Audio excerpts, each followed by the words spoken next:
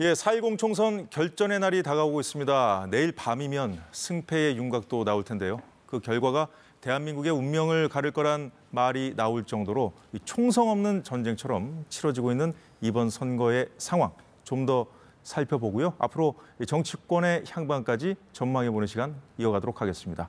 이종훈 시사평론가가 함께하겠습니다. 안녕하십니까? 네, 안녕하세요.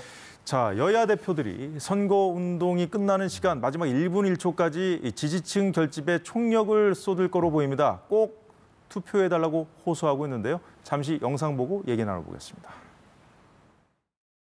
200석이 단지 대통령 한 명을 끌어들이겠다? 이런 얘기 정도에 그치지도 않아요. 사면권을 국회에 부여하는 개헌을 해서 자기 스스로 조국과 이재명이 셀프로 사면해서 집권하려 들 겁니다. 우리가 좀 잘할 테니까 우리 선택해 주세요. 이런 수준이 아니고 저 사람들 다시 혹시 국회 과반을 차지하거나 그러면 이거 나라 절단납니다. 그렇게 되면 정말 벌어질 일이 생각하면 끔찍하거든요. 예, 들으신 대로 국민의힘은 개헌 저지선, 더불어민주당은 단독 과반을 좀 강조하면서 각자 저지선을 지금 언급하고 있는 그런 상황인데, 자, 의석을 얼마나 확보하냐에 따라서 향후 국회 권력이 다르게 흘러가기 때문이겠죠? 그렇죠. 그러니까 일단은 어느 정당이든 목표는 이제 151석입니다. 그러니까 이제 단독으로 이제 과반을 넘기는 이제 그게 어떻게 보면 꿈의 수치인 거죠. 왜 그럴까요? 그러면 이제 국회에서 이제 여러 가지를 주도할 수 있기 때문에 이제 그런 건데요. 대표적으로 이제 국회의장을 이제 자당에서 배출하는 것이 가능하고, 그렇군요. 그다음에 이제 국회 그 상임위원장 자리 중에서 이제 법사위원장을 비롯한 이제 주요한 그 상임위원장 자리를 장악하는 게 또 가능합니다. 그리고 이제 단독으로 법안이라든가 예산안 처리도 가능하고, 그다음에 이제 이 대통령까지는 아니지만 국무위원들이라든가 대법관이라든가 이런 분들에 대한 탄핵도 가능하고 임명동의안 처리도 가능하고 이제 그런 이제 막강한 권력이 이제 부여되기 때문에 거기에 굉장히 이제 몰입을 하죠. 그렇군요. 자, 지금 그 판세도 좀 얘기를 좀 조심스럽게 나눠볼 건데 사실 이 자리에 지금 앉으시면서 좀 말씀을 하셨어요. 이게 진짜 뚜껑을 열어보기 전에 모를 것 같다. 네. 예, 어떻게 봐야 될까요? 좀 신중하게 보는 게 맞을까요? 그렇죠. 그러니까 여야 모두 지금 박빙 지역으로 얘기하는 곳이 지금 50곳 정도는 된단 말이죠. 그러니까 그런 곳 같은 경우에 이제 최근에 이제 아주 마지막 여론조사 실시된 것들을 보면 이른바 이제 흔히 하는 얘기로 딱 붙은 그런 지역들이 굉장히 많다는 거죠.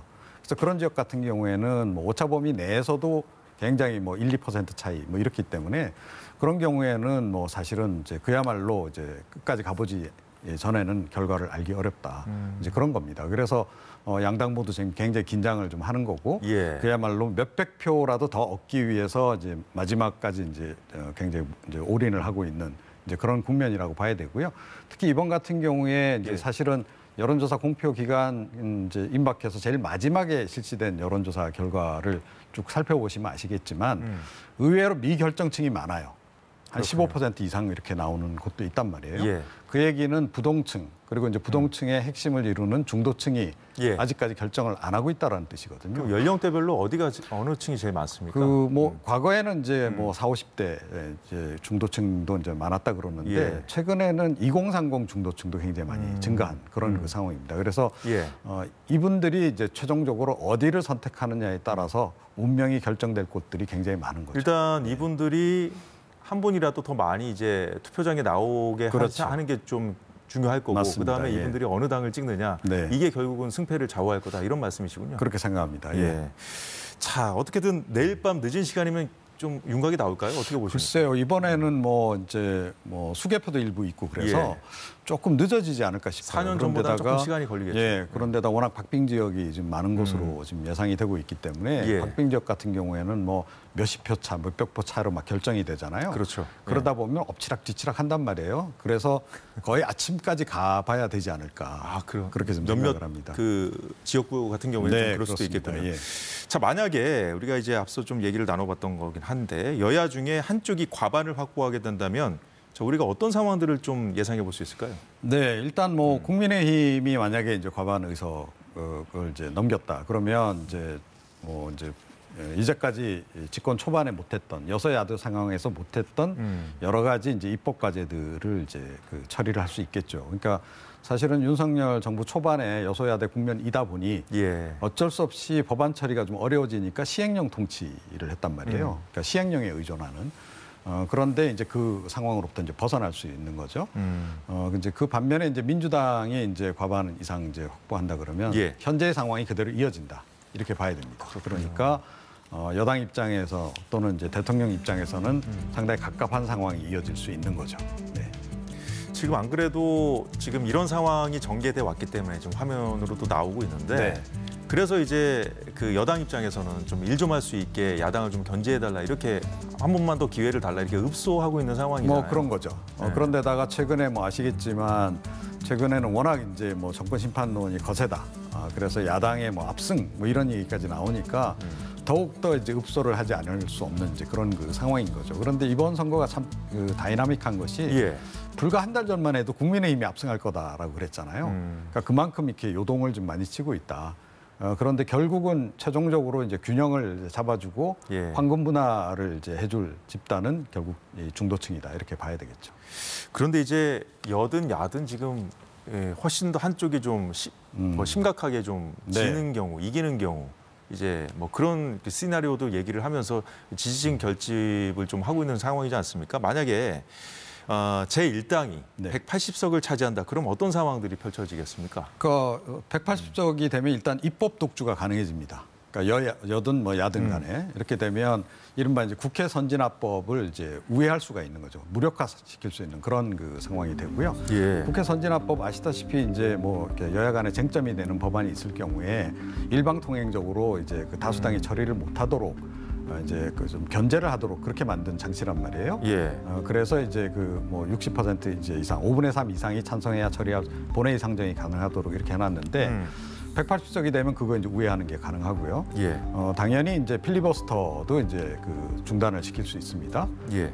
이제 그와 이제 더불어서 이제 어찌 됐건 뭐 이제 그 국회 내에서 이제 그 상당히 독주를 할 수 있는 그런 그 상황이 이제 벌어지는 거죠. 패스트 트랙 같은 것도 가능해지는 거고. 사실 지금 200석 얘기까지 나오고 있거든요. 네. 자, 그런 경우는 어떻게 좀 뭐 저는 그 정도까지는 가지 않을 것 같은데, 그러니까 그 정도면 거의 뭐 혁명적 상황 되겠습니다. 이제 그렇고 예. 200석이 만약에 어느 당에 이제 특히 야당 쪽에 이제 200석이 간다라고 했을 때는 곧바로 이제 대통령 탄핵안 추진은 하겠죠.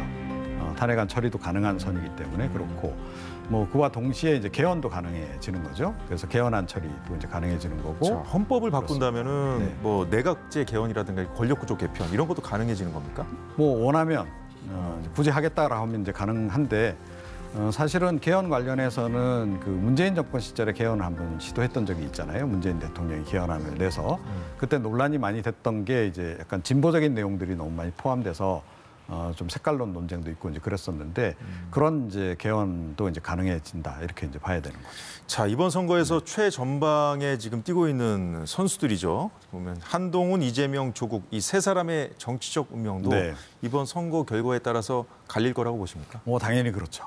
예, 그래서 뭐 그래도 이제 나름 선전했다 그러면 이제 뭐 본인들의 정치 생명은 좀 더 이제 연장이 된다 이렇게 이제 봐야 되겠죠.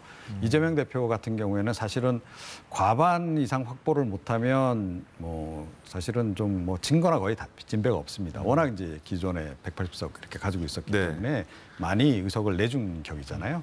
그런데 뭐 그럼에도 불구하고 뭐 과반 이상만 넘기면 그래도 선전했다라고 이제 얘기를 할 것이고 이재명 한동훈 대표 위원장은요? 체제 그대로 유지가 될 가능성이 높고 한동훈 위원장 같은 경우에는 뭐 본인 생각은 지금 현재 의석 뭐 110석 이상만 한석만 넘겨도 뭐 선전했다라고 얘기는 할 텐데 객관적으로 볼 때는 적어도 한 130석 이상 그러니까 정권 심판론 하에서 그 정도는 넘겨야 그래도 선전했다라고 보지 않겠나 하는 게 일반적인 그 이상을 전문가들의 차지하면 어떻게 이제 될까요, 생각이고요. 만약에 이제 뭐 그 이상에서 뭐 과반을 넘겼다거나 이러면 한동훈 이제 한동훈 위원장의 이제 입지는 훨씬 더 지금보다 공고해질 것이다 이렇게 봐야 그렇게 보고 되겠죠. 계십니다. 조국 대표는 어떻게 보십니까? 뭐 조국 대표는 뭐 이미 약간 절반의 성공을 거둔 그런 그 상황이라고 보고요.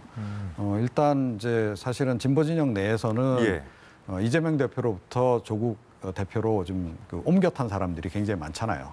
그래서 이번에 어찌됐건 좀 제가 보건대는 비례대표에서 10석 이상 확보한다 그러면 예. 향후에 이제 유력한 야권의 이제 대권 주자로 부상할 가능성이 굉장히 크다. 자, 그런데 이재명 대표하고 예. 조국 대표 둘 다 네. 사법 리스크를 안고 있잖아요. 예, 그래서 그렇습니다. 보면은 그래서 총선 결과에 따라서 그 야권 내 권력 경쟁 구도는 좀 다양한 시나리오로 좀 전개될 수도 있지 않을까 해서 네. 복잡한 문제 같은데. 역시 함수가? 재판 예. 결과가 가장 큰 영향을 미칠 거라고 봅니다. 그러니까 예. 두 사람 중에 누구 한 명이라도 구속이 되면 역시 좀 타격을 크게 입을 수밖에 없다. 이렇게 생각을 합니다. 예, 알겠습니다. 예, 지금까지 이종훈 시사평론가와 함께 총선 결과에 따라 향후 정치권 상황이 어떻게 펼쳐질지 전망해봤습니다. 자, 오늘 말씀 고맙습니다. 네. 네, 오늘 사사건건이 준비한 소식은 여기까지입니다. 저희는 내일 선거 개표 방송 관계로 모레 오후 4시에 총선 결과 분석해보는 특집 사사건건으로 찾아뵙겠습니다. 편안한 오후 되십시오. 고맙습니다.